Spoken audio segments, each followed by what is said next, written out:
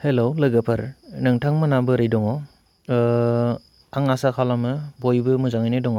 फै जों दिनै WhatsAppनि स्टेटासनि सोमोन्दै जों सावरायनि।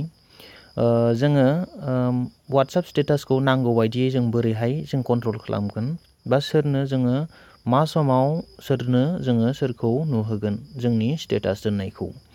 दा बेवहाय जों गिबियावनो जों स्टेटासनि सोमोन्दै सावरायगोन। दा स्टेटासाव जोङो सार्टआव गिबियाव जों फैबाय। दा बेनि उनाव जों स्टेटासाव थांनोसै। स्टेटासनि उनाव बै मोनथाम डट जेसेबांनाखि गोजौआव होनाय दङ, नैबे मोनथाम डट प्राइभेसि स्टेटास प्राइभेसियाव जोङो गिबियाव जोङो क्लिक खालामबाय। दा बेवहाय नैबावहाय लिरनाय दङ गोजौ बाहागोआव गोथां माबाजों कालारजों हु केन सि माइ स्टेटास आपडेट्स बेयाव बुंदों जे सोर आंनि स्टेटास होनायखौ बा स्टेटास गोदानै आपल'ड खालामनायखौ सोर नुहोगोन बा सोरनो जों नुहोगोन। नैबाव बुंदों गिबियाव दं मोनथाम अपसन दंबाव। गिबियाव बुंदों माइ कन्टेक्ट्स, आंनाव जेसेबांनाखि कन्टेक्ट्स दं बिथांमोननो आं जुदि नुहोयोबा नुहोनोल' गोसोबा आं बेखौ क्लिक खालामनांगोन आं बेवहाय। बिनि अनगायै हयथ' आंनि कन्टेक्ट्सनि अनगायै सोरबा जुदि आंनि कन्टेक्टआ बेनाव दङ आरो बे कन्टेक्टखौ नुनो सानाखै नोङो, बै कन्टेक्ट थानाय जायनाखि नोंनि कन्टेक्टआ बेलेगनाव दं खिन्थु नोंनियाव बिनि कन्टेक्ट गैया, नाम्बारा गैया। जुदि जायोबा माइ कन्टेक्ट्स अनलियाव जों होनानै आंनियाव जेसेबांनाखि नाम्बार्स दङ बिथांमोनाल' आंनि स्टेटासखौ नुगोन। आरो बिनि उनाव नेक्स्ट सेकेन्ड अपसनखौ जों नायनि। माइ कन्टेक्ट्स एक्सेप्ट होनना बुंदों बेवहाय। माइ कन्टेक्ट एक्सेप्ट माने बेवहाय आंहा अलरेडि सानै मानसिखौ आं होनानै दोनदों। बेवहाय बुहुम राभा आरो बुहुम जिअ बिथां फंबायखौ आङो माने अन खालामना दोनदोंमोन। माने बिथांनो आङो आंनि स्टेटासखौ नुहोआ। बिथांनि अनगायै बाखि बेसेबां आंनाव कन्टेक्ट दङ बिथांमोना आंनि स्टेटास आपडेटखौ नुनो मोनगोन।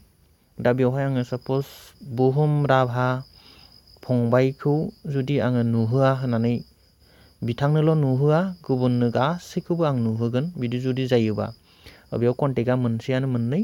दा बेवहाय आङो बेखौ होआबालासिनो हमना ला नै आदा दिलिपखौ आङो साप'ज एड खालामबाय। थारमाने बिथांनि अनगायै जों बेसेबां दङ गासैबो नुगोन, बिथांनोल' आं फोरमाया। बिदि जुदि जायोब्ला आं बिथांनि कन्टेक्टनि सिदायै टिक मार्कखौ आङो होनानै बेखौ अके खालामबाय। बिनि उनाव आङो स्टेटासखौ होनो हाबाय। अब्ला बिथाङाल' नुला, गासै आंनाव कन्टेक्टआव थानाय जेसेबांनाखि कन्टेक्ट नाम्बार्स दं बिथांमोना जुदि आंनि स्टेटासखौ नायोबा बिथांमोना नुगोन, नाथाय आदा दिलिपआ आंनि स्टेटास होनायखौ नुनाय नङा। बिनि उनाव थार्ड अपसनाव दङ जोंहा अनलि शेयार विथ होननानै। बेयो जाहैबाय अनलि शेयार विथ माने आङो नैबेहाय अलरेडि बिथां बुहुम राभानो बा बुहुम जिअ बिथांनि मुङाव आं दहाय खनसे खालामदोंमोन। दा बेखौ आङो हगारनानै जुदि हमना ला आङो बिथांजोंल' बा आदा दिलिपजोंल' आङो शेयार खालामनो सानदों, बिथांनोल' आं मोनसे बाथ्रा बुंनो सानदों बा बिथांनो आं मोनसे बाथ्राखौ फोरमायनो सानदों स्टेटासनि गेजेरजों, अब्ला आं बिथांखौ बेवहाय सेलेक्ट खालामनानै अके खालामनानै दायो आङो स्टेटासखौ लिरनो हासिगोन। स्टेटासखौ लिरनायनि गेजेराव नोङो स्टेटासखौ माबायदिखौ होगोन बे नोंनि सायाव।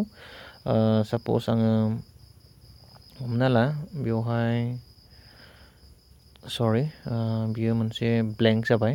आङो नैबेवहाय होनोसै गामियारि सोलोंसालिखौ बिथांनो फोरमायनो सानबाय आङो हमना ला। जुदि आङो दोनो बिथाङा आंनि गामियारि सोलोंसालिखौ बिथाङाल' नुसिगोन आरो माखासे जेसेबांनाखि कन्टेक्ट दङ बिथांमोना नुनाय नंलिया। बेखिनियानो। हयथ' नोंथांमोना बुजिबाय जानांगौ स्टेटासखौ जोङो सोरनो खोन्थागोन आरो सोरखौ नागारनानै जोङो सोरनो फोरमायनो सानदों। जों माब्लाबा नांगौ बायदि रोखोमै जोङो स्टेटासखौ होनो रोङैयाव जोङो माखासे उसुबिदाफोर फैयो। जों गोबां जोंनि कन्टेक्टसफ्राव मोजां मानसिफोर आरो साननो हनो गोरोंफोर दङ। जोङो बैफोर माब्लाबा स्टेटासफोरखौ सासेनि थाखायल' होनायाव जोङो गासैयाबो जुदि बे स्टेटासखौ नुयोब्ला जों गावनो गाव उसुबिदा जायो, गावनो गाव जोङो एसे साननो गोनां जायो। दा बिनि थाखाय जोङो बै स्टेटासनि जिथु अपसनफोर बेखौ बाहायनो जोङो सोलोंनाया मोजां आरो बेयो जोंनि सोद्रोमथिखौ फोरमायो। बेनिखायनो जानो हागौ नोंथांमोना बे भिडिअ'नि गेजेरजों नोंथांमोना बुजिबाय आं आसा खालामदों। नेक्स्ट आरो माखासे जोङो बे वाट्सापनि माखासे गोदान आपडेट्सफोर बा गोदानै फैनाय सेटिंसनि सायावबो जोङो सावरायगोन। सेटिंसआव बेवहाय दङ गोबां अपसनफोर दङ। बिनि गेजेराव जोंहा मा मा फेसिलिटि बा जों मा मावनो हायो, जों माखौ बाहायोब्ला जोंहा मुलाम्फा जायो बेखौ जों उनाव सावरायसिगोन। आसा खालामदों नोंथांमोना जोंनि बे गामियारि सोलोंसालिखौ लाइक खालामगोन आरो साबस्क्राइब खालामगोन। बेजों लोगोसे बयनिबो गेजेराव जोङो फोसावलायगोन। आं बेखौ आसा खालामनानै दोनथ'बाय।